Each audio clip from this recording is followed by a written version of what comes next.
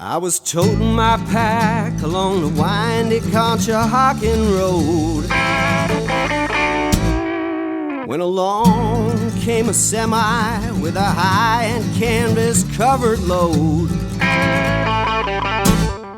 If you're going to Conshohocken Hoss with me, you can ride. All right, so lovely. So here we are. Welcome to a special crossover episode of Barnstorming and the Hub for Progress. A lot of people who, if you're a longtime listener, you may know I'm Jordy Comus. I'm one of the co-producers, co-hosts for Barnstorming PA, and one of the things I spend a lot of time on is the Hub for Progress, which is an organized network of people and organizations across central PA, trying to get into all of rural PA, and we're all about how do we shorten the path from passion to action. And I'm really thrilled here. I'm going to have each of them introduce themselves, to have Penn, Garvin, and Daryl Lewis, two friends and collaborators and co-facilitators for the Hub for Progress. And what we're going to talk about today is a little bit of a roundtable about a really exciting network summit that Daryl and Penn have been, Penn likes to say, holding the focus on, right? Is that the phrase, Penn? That's right. Yeah. So Penn, why don't you say hi, tell us a little bit about yourself, and then we'll go to Daryl. Oh, hi, everyone. It's nice to be on. It's my first time on Barnstorming, so it's nice to be here. I've heard a lot about it, listened to it, but never been on. I have been very happy to be working with the Hub, which, as Jordy said, formed after the shock of what happened in the 2016 election. A group of us got together and just started thinking about what we could do. And we realized living out in rural Pennsylvania the way we do, we need to give each other support. We need to know who each other is that's doing what kind of work.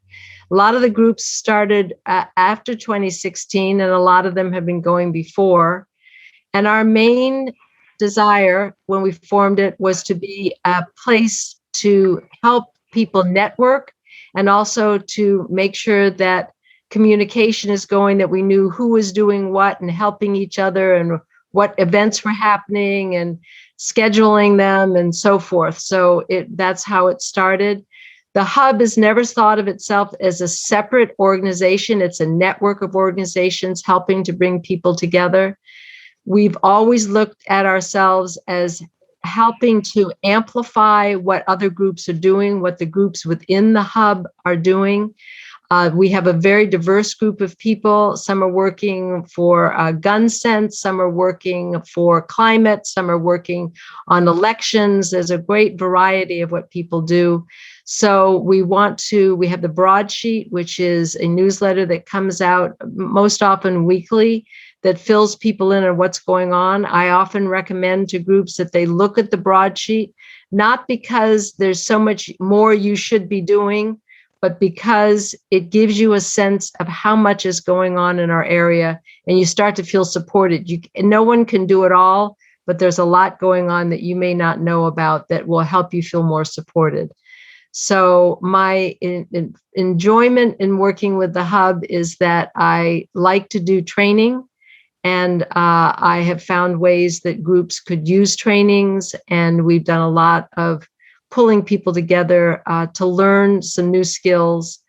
And so that's my involvement and with the Hub. And Daryl has joined. He's part of the facilitators of the Hub for Progress. He's a fairly new member, but brings an awful lot of insight and ideas to the group. So Daryl, I'm going to sort of turn it over to you. Major interest in and reasons for getting involved is you realize at a certain point that there are limitations to what politicians are willing to do.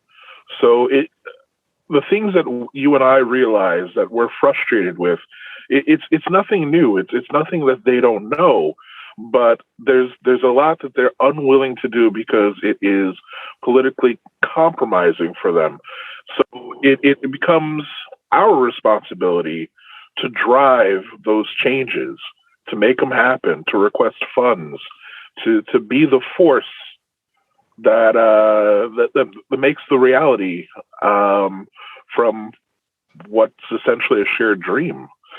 So it takes people like you, like me, like the person who's sitting at home tired of playing video games and not doing anything with their life.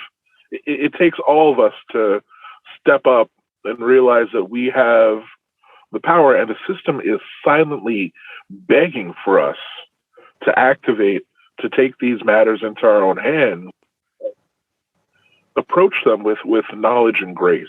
And it does not take a lot to gain the knowledge and grace when you have resources like the Hub available, because the Hub is filled with experienced trainers, experienced political consultants, experienced protesters, experienced activists who want to lead by networking and equipping and empowering that person that doesn't think that they can make a difference, because you're the next generation of people that make the world better.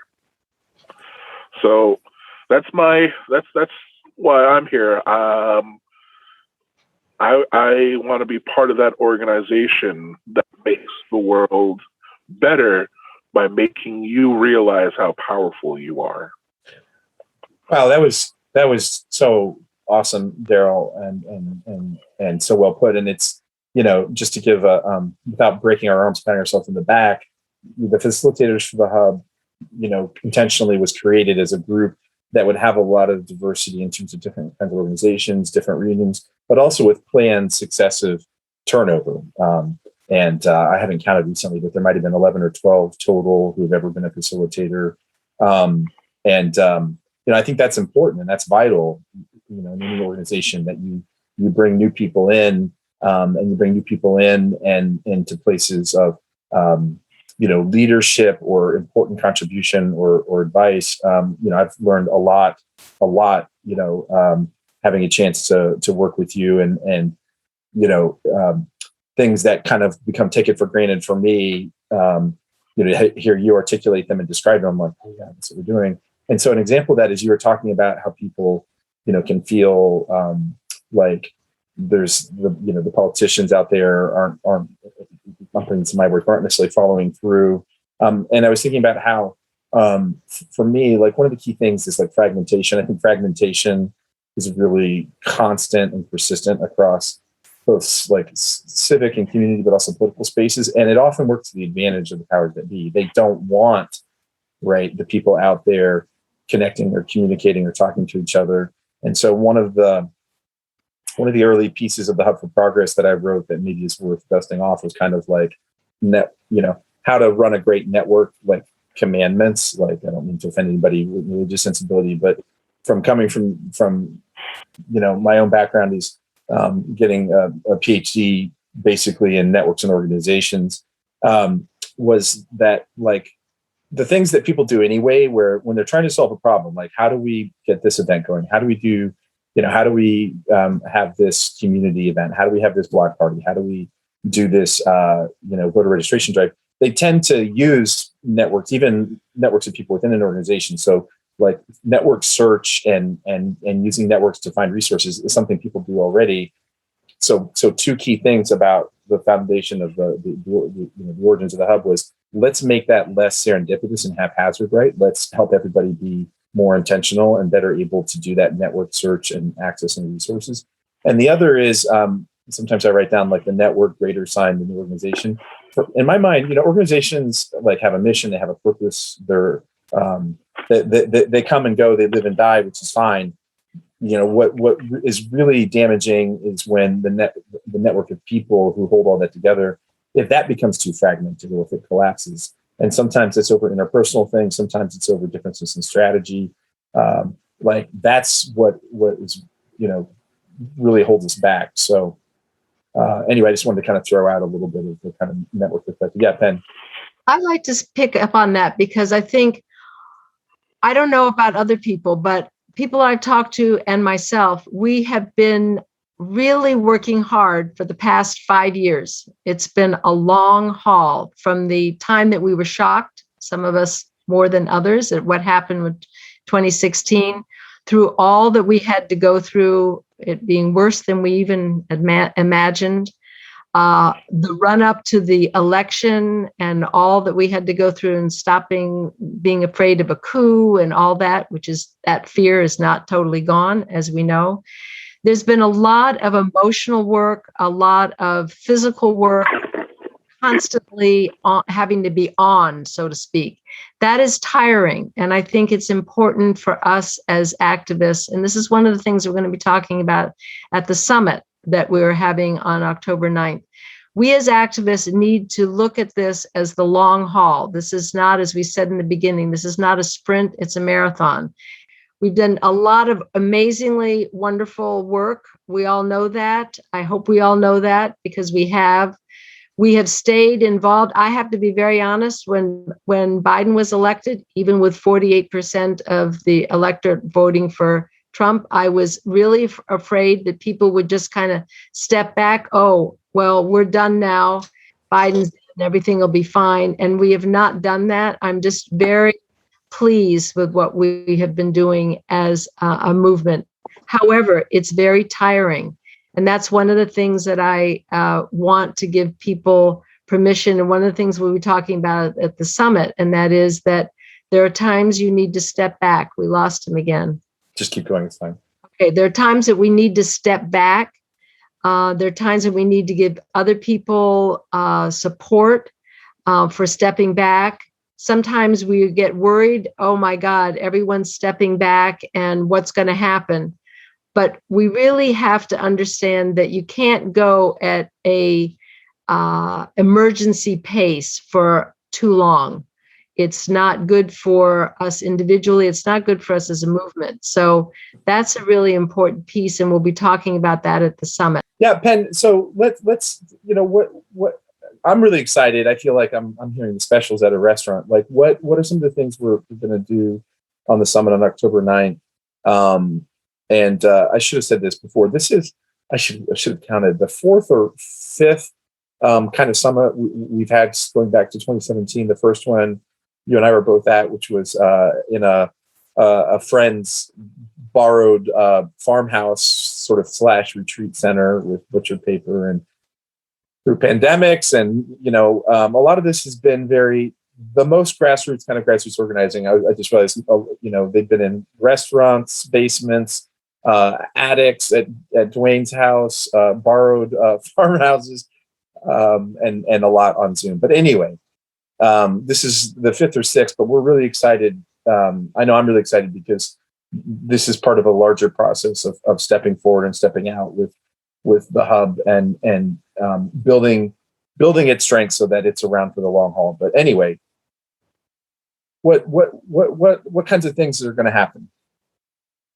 Well, first of all, the summit, as you said, Jordy, this is not the first one. This is about the fourth one that we've had. We try to have one every year. So, but the summit is really a time for all the different organizations that are part of the network to check in with each other, to figure out what organizations are involved and who's involved, and to really see each other. That's one thing. Certainly during this year of the pandemic, where we've been either on Zoom and not meeting in person, that's an important thing. And the summit will be on Zoom, but it's a chance to check in and kind of figure out where we are as a network.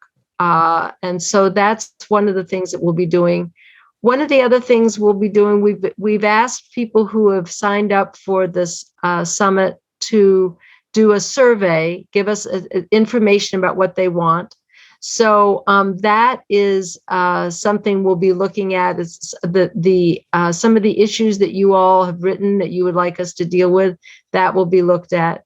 We're looking at two parts, and Daryl will speak to one. I'm going to speak to the one that I was speaking about before. How do we support each other, work more closely, and actually work together in planning some things together in the times that are coming up in the year that's coming up? That's part of what we'll be looking at. How to get people feeling that they can go ahead and move forward and feel supported and moving forward and not overwhelmed and tired. So that'll be one. The other part, and Daryl's really good at this, is looking at people who are new, who maybe have not thought about being involved. And so, Daryl, I'm going to let you talk a little bit more about that, because that's another piece that the hub does. Is so if you are somebody who has not been involved that much, but you would like to check out the hub, that is part of what we'll be doing also. So, Daryl, I'm going to let you talk a little bit more about sort of getting energized and as you're a new person to all of this. I think one of the largest limiters or limitations or obstacles to realizing that you can be an activist is there's no guidebook. There are no rules. It's not easy to find people to take you under their wing or really educate you and guide you as to what's the process. It's not like you can walk into your local activist franchise and get paid $7.25 an hour, and after a year you're a fully trained activist. I'm picturing Mick Justice, 40 billion yet to be served. I like it, Mick Justice. Before I say anything that gets me kicked off the air or repudiated, I'll leave it. I'll leave it. You can't be, because I have my fingers on the button, so you're good. I'll leave the Mick Justice joke on the golden platter that you put it on. So it's really a matter of making a choice. It's a matter of making a choice to want to take your thoughts, want to take your passions, your desires, your hopes, and your dreams that you have for yourself, for your family, for your future children, for the environment, and giving yourself permission. And after that, it's easy. It's easy to find groups that align with your passions because they're very well represented online. It's easy to show up to the first meeting. It's easy to ask the group, how can you help? And it's also fairly easy to form your own group.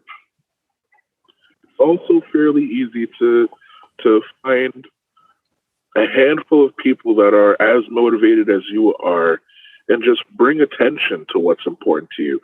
And we make it easier because we have the resources to connect you to other people. We have the resources to tell you that if you have 20 protesters that are showing up every day, maybe one of you could be the president, maybe one of you can be the vice president, maybe one of you can write grants all day, maybe one of you can think about events. And then the next thing you know, you have the most influential group of 4 to 5 people in your county, in your town. And you have a group that other people are looking to and asking for help and guidance and support. Maybe even you have a group where now you're on the radar of your town and city council because they know that you can get things done. And it's just a matter of giving yourself permission and having the drive to make it happen. And these things do happen quickly because politics happen quickly. So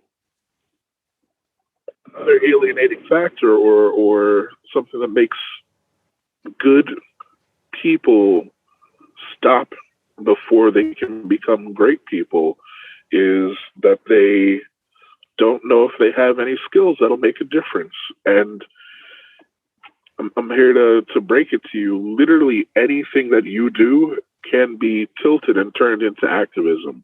I mentioned video games earlier. Well, I'm planning an event where we're going to have a video game tournament or a competition. And you know what? If anybody pays a little bit of money to be there, then that money can be donated. And congratulations, your passion for gaming is now your passion for activism. What games are going to be? Oh, it'll probably be something standard like a Mortal Kombat on the fighting side, a 2K on the sports side, and probably I know the Fortnite's very popular now, so okay. So that might be something that you have to pull in there. Taylor and I have been talking about maybe starting up a Twitch and a Discord because people talk about this. We both play Civ, which kind of cracks me up. Sure. I think probably a lot of people who are into organizing probably like to play Civ. I play Civ as well. There you go. So we'll rope you in.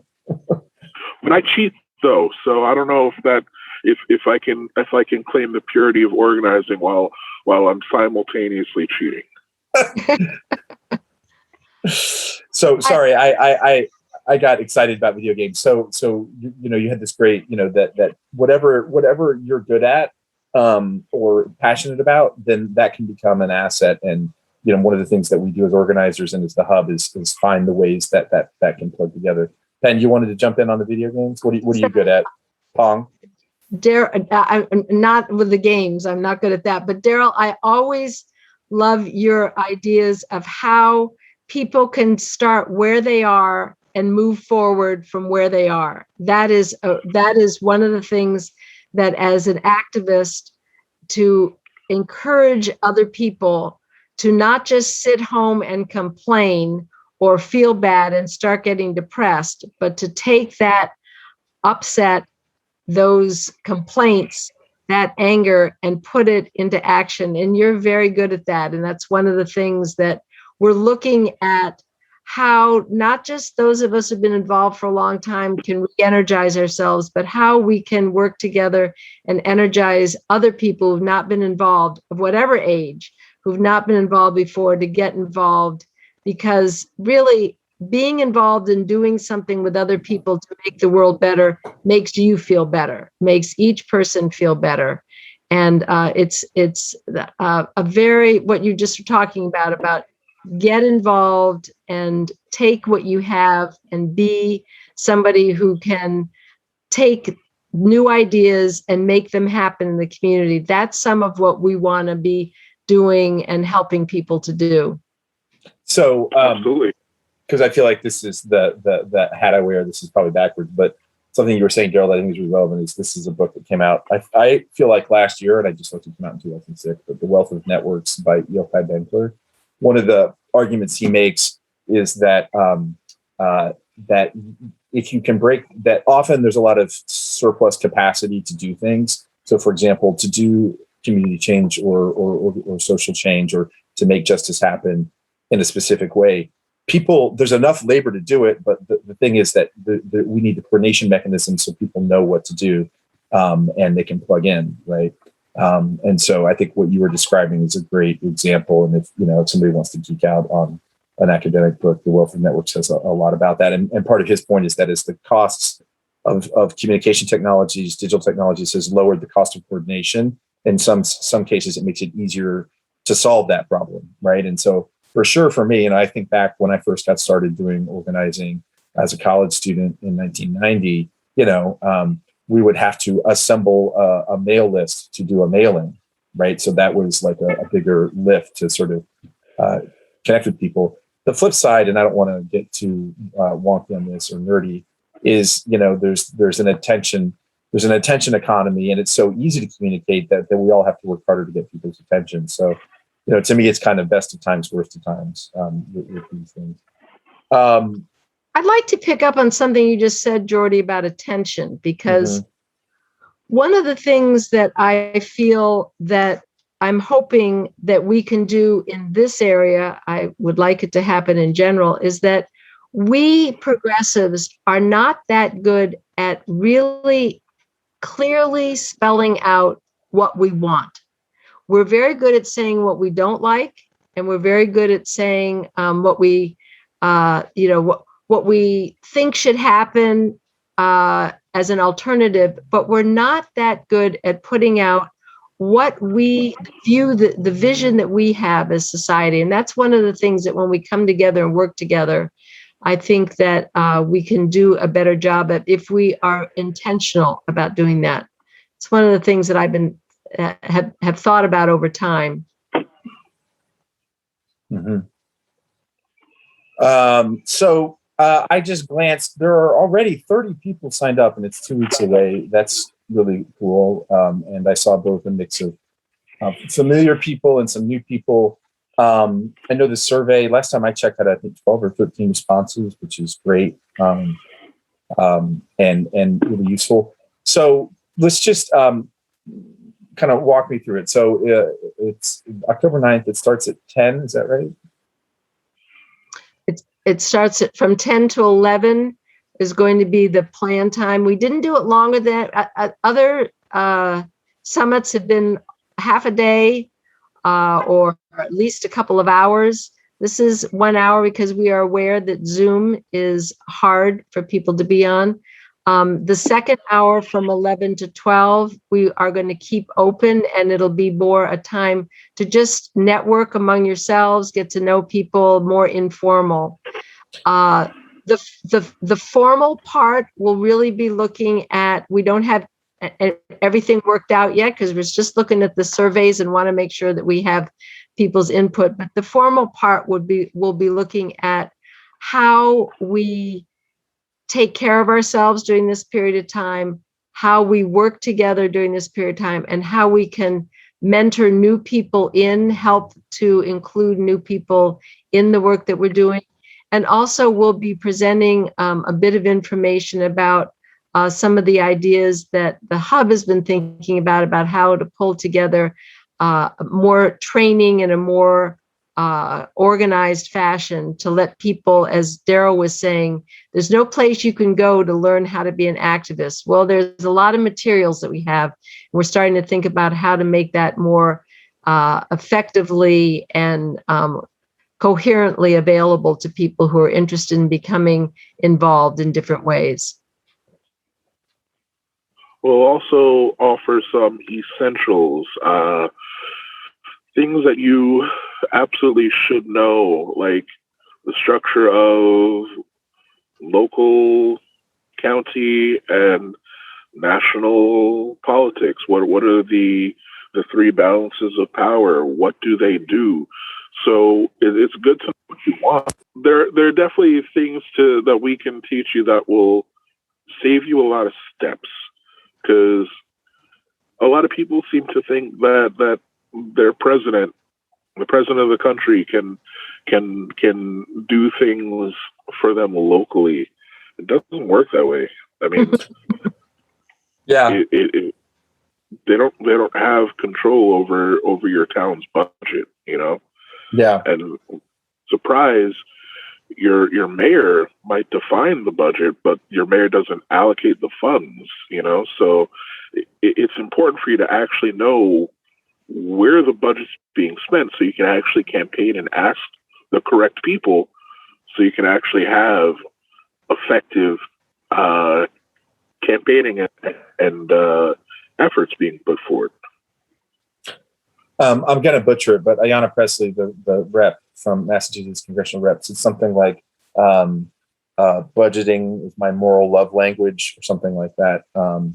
But and other people have riffed on that in the past. But for sure, somebody who's involved in local governance at the borough level and where I live in Lewisburg, squeaky wheels. I mean, sometimes they're actually a problem because they get local officials to pay attention to things that don't matter. But in general, we have so few people come to meetings. Just coming gives you a lot of informal power, kind of legitimacy.